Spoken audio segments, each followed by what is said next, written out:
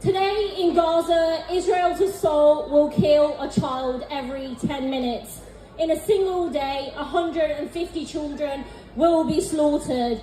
In just over a month, we have seen more than 4,500 children and more than 11,000 Palestinians in total killed.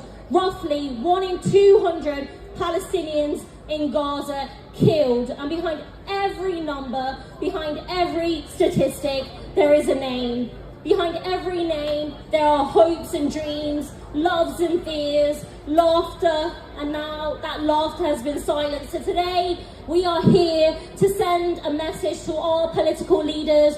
The children killed in Gaza today could have been saved by a ceasefire agreed yesterday. So shame on you.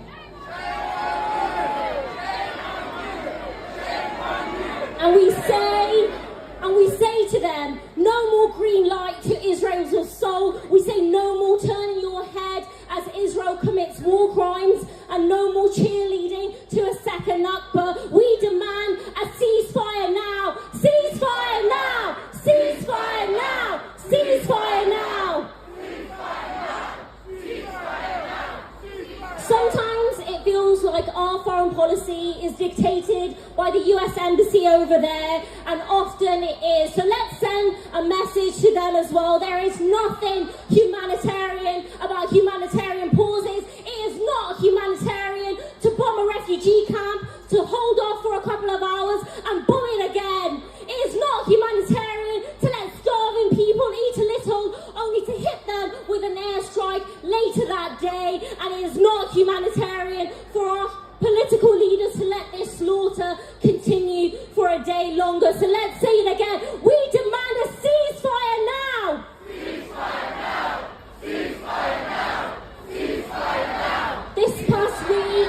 This past week in Parliament, I put down an amendment to the King's Speech calling for an immediate ceasefire. The SNP have done the same, and this coming Wednesday, we expect a vote on those amendments. So let me say it loud and clear, in case it wasn't obvious enough. When that vote comes, and I hope it does, I will be voting with my whole heart for an immediate ceasefire, and I urge all of my colleagues to do the same. To my colleagues, I ask them, be on the right side of history and vote for a ceasefire too. It is the right thing to do, and that's what you'll be remembered for, the position you take now.